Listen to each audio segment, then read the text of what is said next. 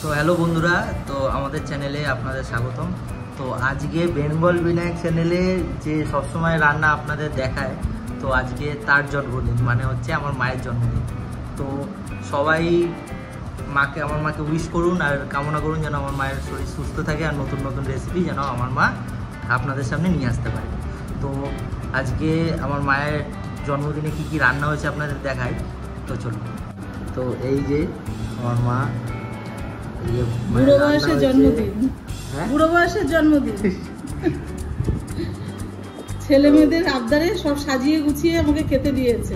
তো মাংস করেছে, ইলিশ মাছের মাথা, দই, মাছের তেল, উল্টো দিক দিয়ে দেখাচ্ছি, আর হচ্ছে এটা ছেচকি আর ইলিশ মাছ ভাজা, আর লেবু আর লঙ্কা যেন নজর না লাগে।